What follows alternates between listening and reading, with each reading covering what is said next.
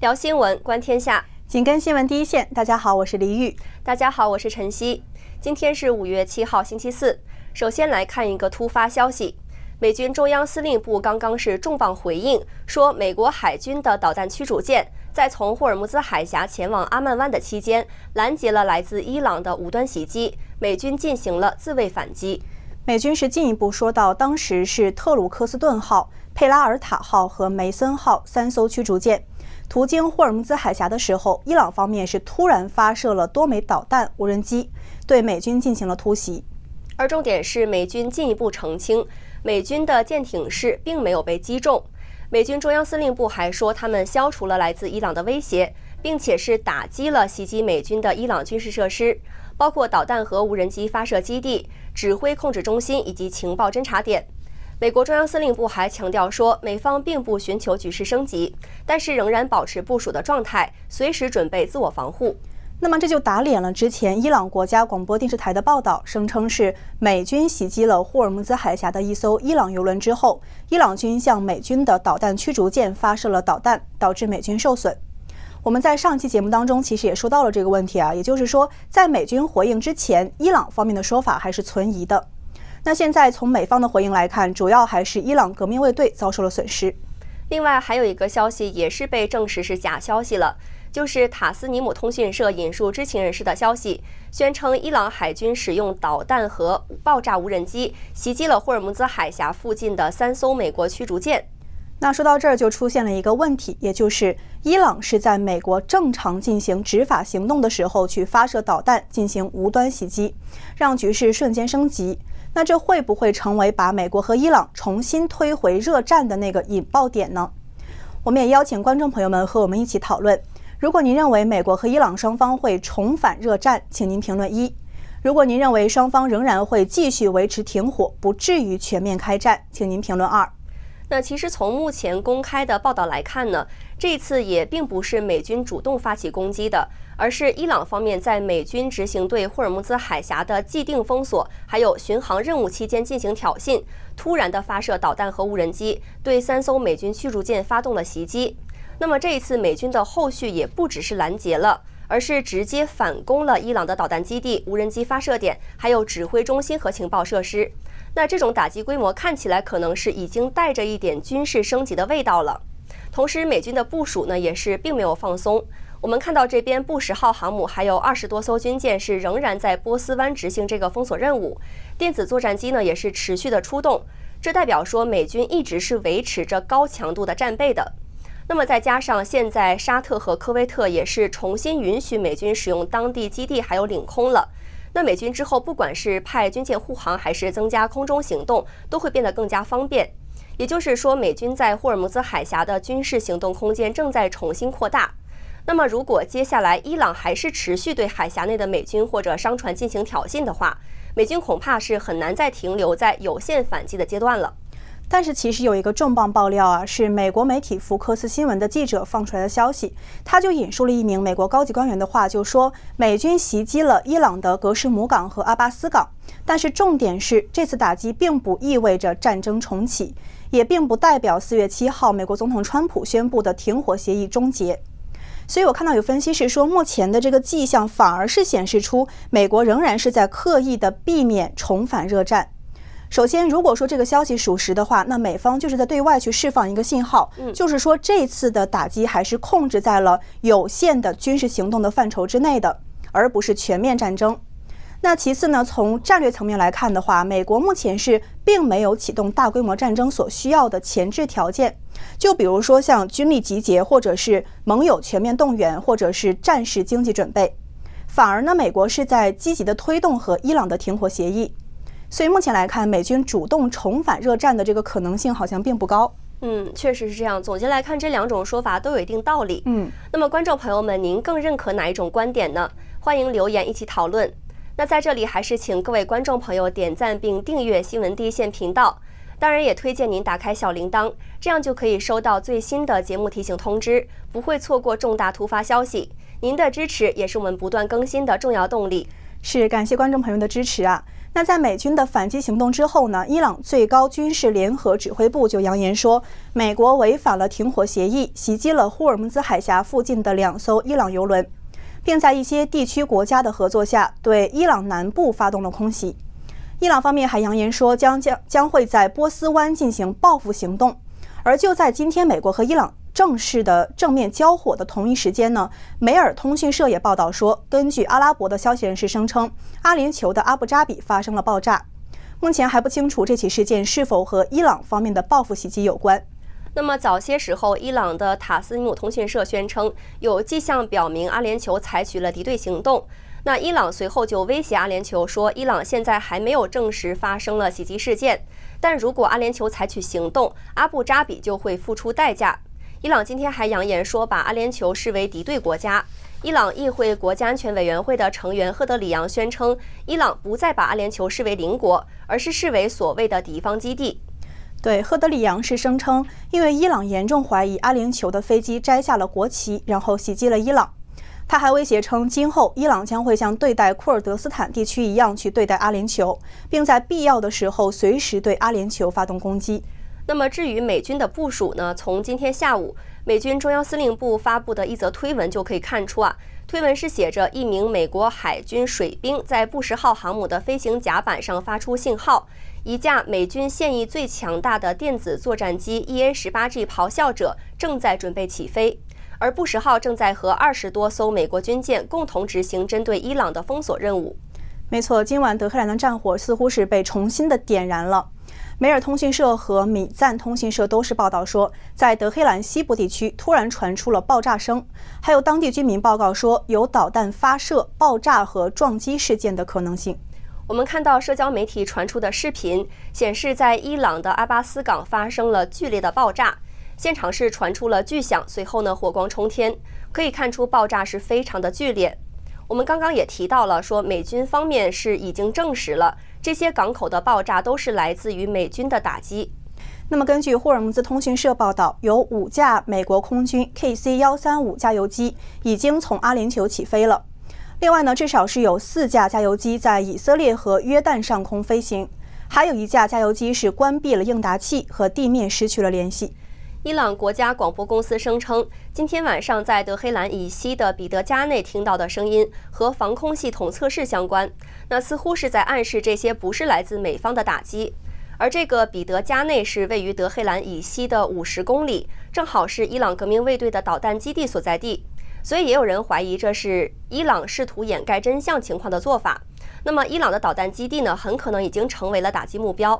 那值得注意的是，川普总统是取消了原定在今天下午的时候和巴西总统举行的联合记者会，而且是没有给出任何具体解释。所以说外界就猜测是不是美方实际上是支持了阿联酋的行动。不过这个消息还是值得商榷一下。那说到川普总统呢，他今天下午在真相社交上发文说，和欧盟主席冯德莱恩打了电话，双方达成共识，一致认为伊朗不能拥有核武器。但同时，川普也向冯德莱恩要求，必须在7月4号之前跟美国达成协议。那到时候，美国将会把对欧盟的关税降到0，否则美国对欧盟的关税将会大幅度提高。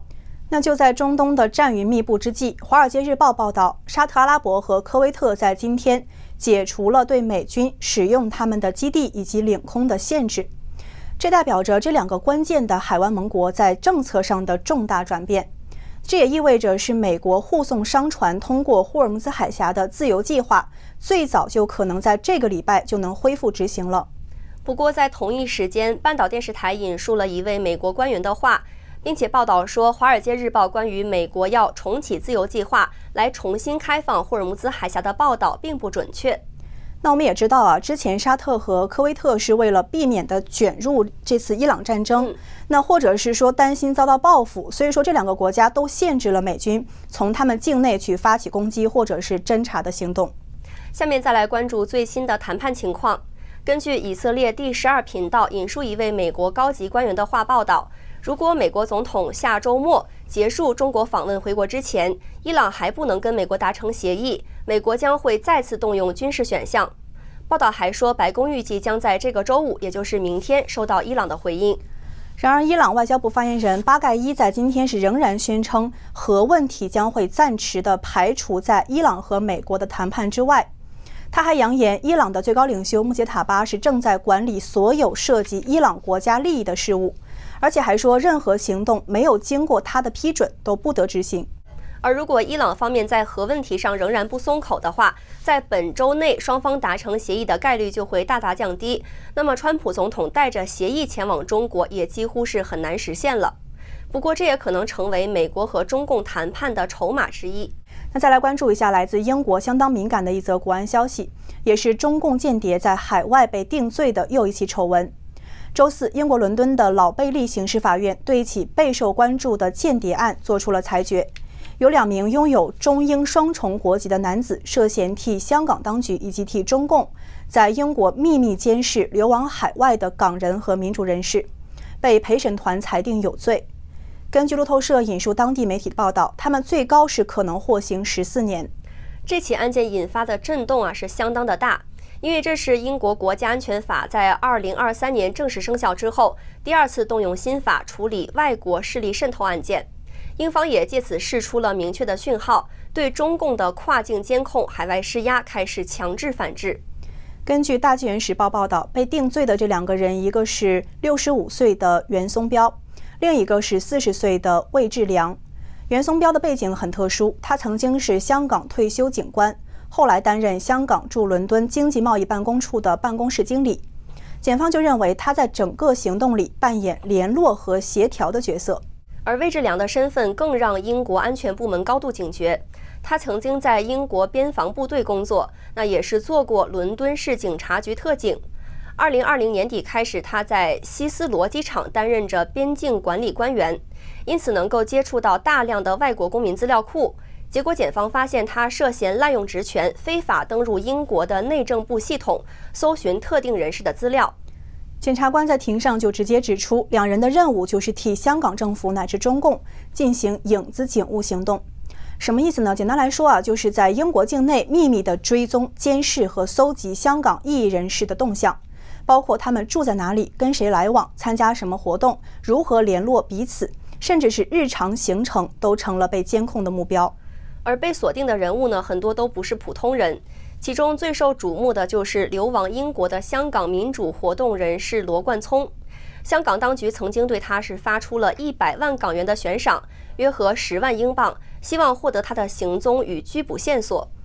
英国法院就披露说，魏志良是长期追踪这些流亡港人的活动。检方还公开了大量通信记录，内容显示他们不只是监视香港意见人士，甚至还讨论对英国政治人物进行观察和跟踪。另外，案件里面还牵出了另一个关键人物特里克特。那他曾是英国皇家海军陆战队成员，后来做过移民官与私家侦探。检方指出是魏志良把他拉拢到这个间谍网络里面的。在2023年11月，特里克特是曾经受指使跟踪罗冠聪前往牛津大学参加活动，但是后来英国反恐警方介入调查，就在特里克特被捕之后的不久就被发现疑似是自杀身亡，但是真实情况不明。那从这整起案件来看呢，反映的是英国已经意识到了中共在海外的渗透还有威胁。其实早在2019年香港爆发大规模的民主抗议之后，中共推动所谓的香港国安法，那么导致大批港人流亡海外。英国政府就多次批评中共打压香港自由与人权。而北京近年来推动的所谓猎狐行动和天网行动，原本是声称是打击贪腐和追逃，但是西方国家一直质疑中共是借此对海外异议人士施压，甚至进行跨国监控。这次伦敦法院的判决也是等于第一次把这种海外监控网络的运作方式完整的摊在阳光下了。从流亡港人的跟监、资料搜集，到利用官方背景渗透海外社群，英国现在显然已经不再把这些行动视为单纯的外交问题了，而是直接上升到了国家安全层级。英国安全事务国务大臣丹·贾维斯在周四的时候表示，英国外交部将正式召见中共驻英大使郑泽光，是当面向中方表达抗议，并且清楚地画下红线，这类行为英国没有办法接受。贾维斯的措辞是非常严厉，他指出说，这些人代表中共在英国进行的活动，已经侵犯了英国主权，更直接威胁到英国人民的安全，因此绝对不能被容忍。他还强调，英国政府未来会持续地追究中共相关责任，对任何危害英国国家安全的行动都会直接提出挑战，不会姑息。接下来再来看今天中共政坛的重磅消息，可谓是接连不断。除了2名中共前国防部长李尚福和魏凤和同一天被判死缓之外，重庆官场也是突然传出了震荡消息。没错，当地时间5月7号晚间，重庆官方就突然宣称，重庆市副市长、公安局长张安江因为突发疾病经抢救无效死亡，终年55岁。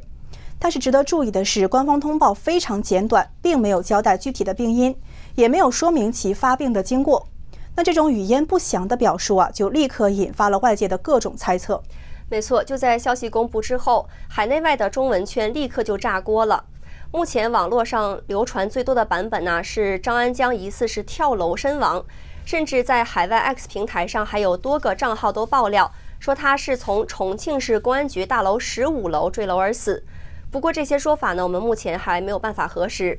但是为什么外界反应这么大呢？因为在这之前，坊间就是一度传出了张安江出事了。那如今突然传来死亡的消息，自然是让整个事件更加的扑朔迷离。而且大家还注意到一个奇怪的现象就是张安江已经是近年来第2位在任内突然离世的重庆副部级高官。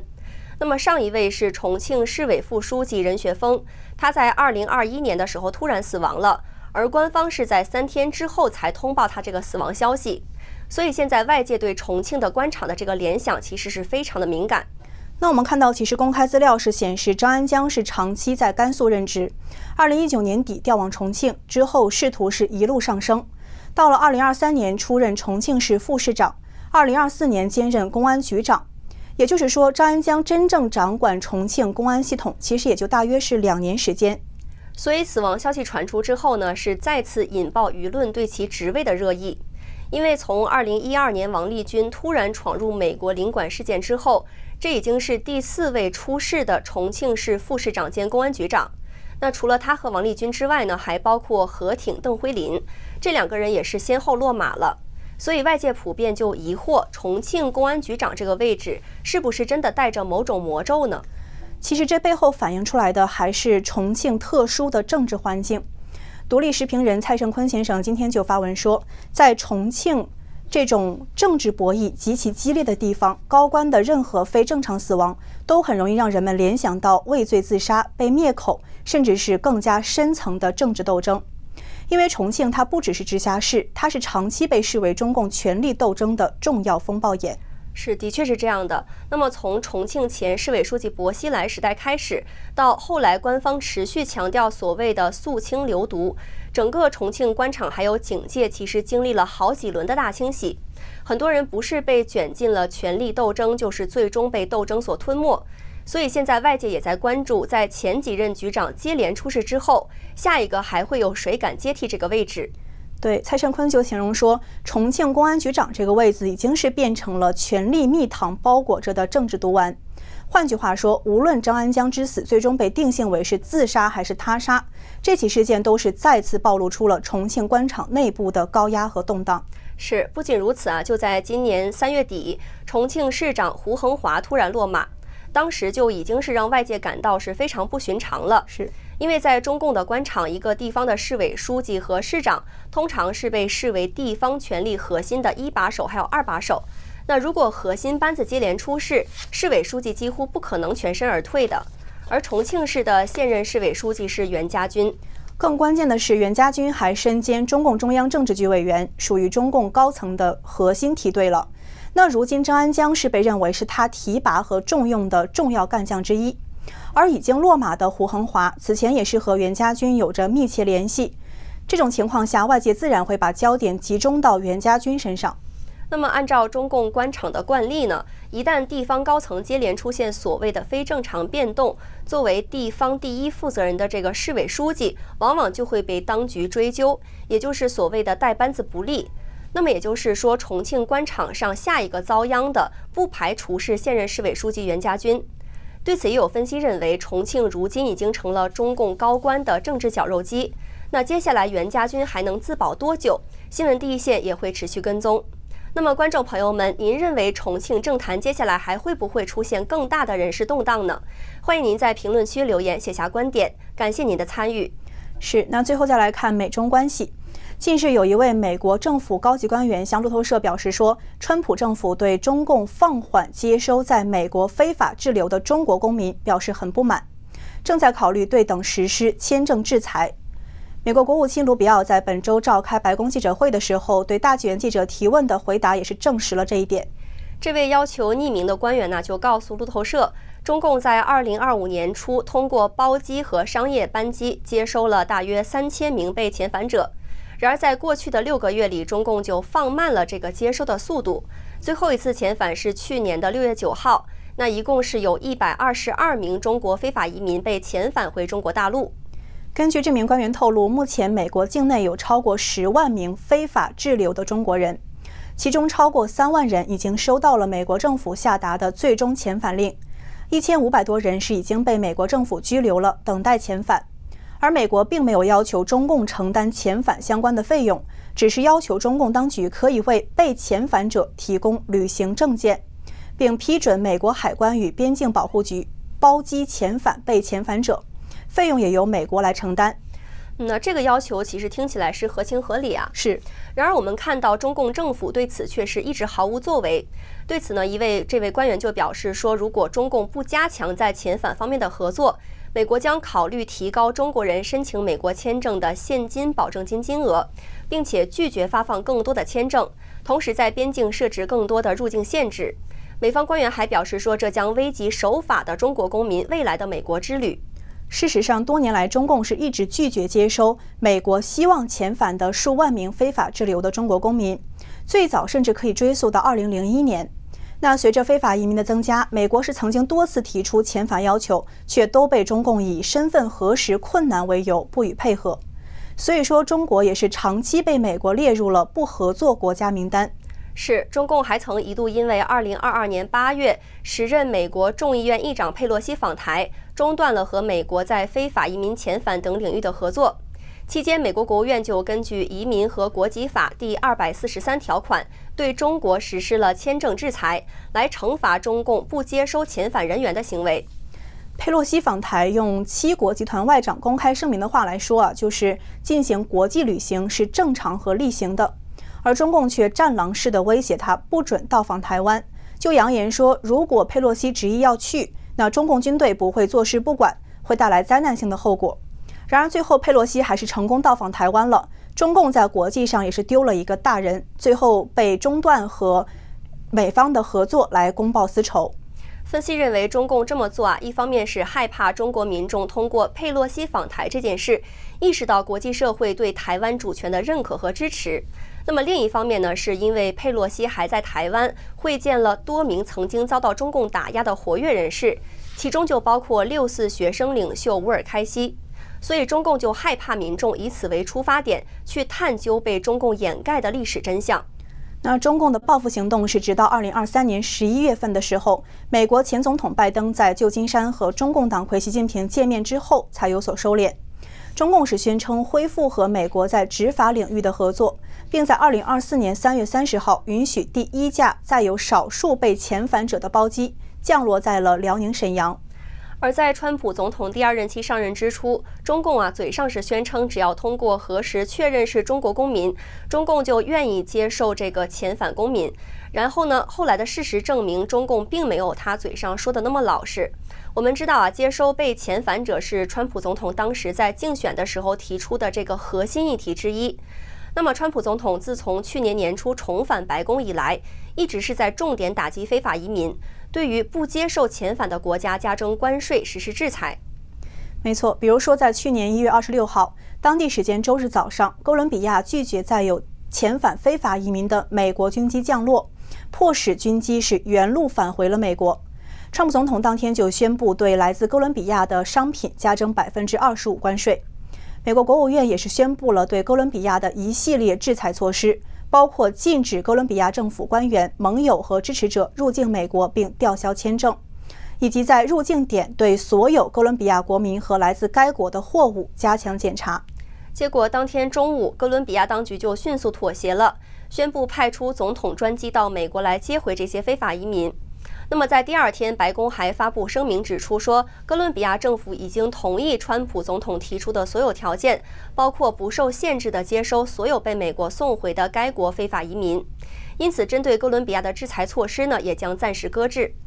另外，根据路透社的报道，其他在美国非法移民人数众多的国家，比如说印度等，也正与美国当局密切合作，唯独中共还是迟迟不肯采取行动。根据报道，川普总统是确实计划在5月14号到15号访问北京，向中共党魁习近平提出遣返中国公民的这个议题。所以说，这次中共的不作为被外界就解读为是中共在给即将到来的川习会做局，给自己增加一个谈判筹码。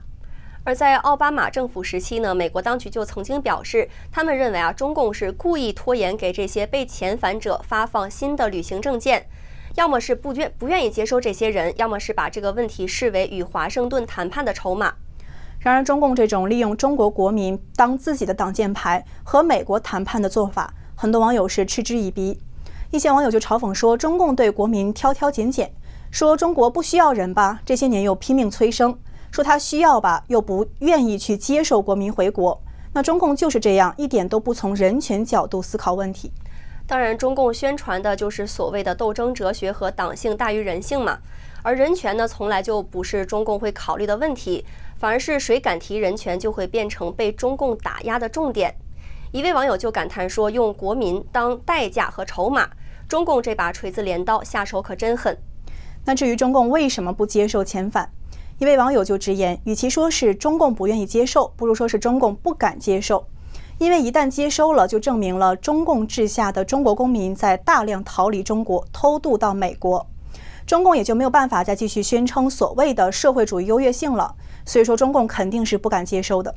不过，也有更多网友认为这些非法移民当中呢，有相当一部分是中共亲手送出去的间谍，他们就像是现代版的特洛伊木马，被中共安插在美国，试图扰乱美国的秩序。所以，中共当然是不想接收这些人了。对，网友们这么认为也不是没有道理的。那资深前美国外交官吉姆·刘易斯在60分钟的专题报道中就曾经说过，中共国安部是目前全球最大、最活跃的间谍机构，估计员工是高达了60万人。中共的头号目标实际上是中国民众，而美国则是中共的第2大目标。数据显示，在2022到2024财政年度，美国在边境发现的中国非法移民开始明显的增加。在2022财年，国土安全部官员在西南边境是发现了2176名中国公民，但是到了2023财年呢，这个数字一下子就飙升到了24314人。那么在2024财年是更进一步的增加到了38246人。那这就引起了很多美国议员的担忧，他们就认为这个数字持续增长，而且大多数非法入境的中国公民都是已经达到了服兵役年龄的年轻人，对美国的国家安全是构成了重大威胁。那么观众朋友们，您对美国的收紧签证的这个对策有什么样的看法呢？欢迎您在评论区留言。那在节目的最后，我们进一段工商服务信息。新闻第一线节目组每天都在为您带来及时的消息，而团队的运营也需要您的支持还有帮助。这是一款我们自己非常有信心，也愿意推荐给朋友家人的产品，就是这款普瑞堂的选宝黑参。普瑞堂是一家美国公司，是一群有原则、有信仰、有追求的人士成立的。他们的初衷就是选择优质的产品服务社会。他们选用6年生的高丽参，再用传统9蒸9曝的古法工艺制作，把人参当中容易让人上火的燥性去掉，人参就变得更温和，也更好被人体吸收。那说到人参当中的这个燥性有一位来自台湾的朋友袁，他就分享说，他的父亲已经是98岁了，以前是完全不能吃人参的，因为会上火。但是服用了普瑞堂的黑参之后，不仅没有上火，睡眠还有明显改善。还有一位在澳洲用户叫 Harry， 他和家人的整体感受就是精神更加旺盛了，体力也有提升，整个人气色都变好了。普瑞堂的产品种类也非常丰富，那这样的口服液呢，一大盒里面是有20包，定价是$168，一天喝1包也是一个非常经济而且实惠的保养方式。那如果你想要效果更好的话，也非常建议您选用这款黑参原参。一根原参油的有效成分是相当于5到6包口服液。那这样一大盒是有15根原参，一根可以切成小块来多次服用，15根只要$600。您可以点击我们置顶留言区的购买链接，当然别忘了输入我们的专属优惠码 DYX， 每满$500会加送您1颗原参，满$3000会再加送您1颗特级原参，多买多送。那目前是在全球40多个国家和地区都可以享有免运费送货上门。是的，那感谢您的收看，欢迎您点赞、订阅、留言，并写下您的精彩观点。再会。再会。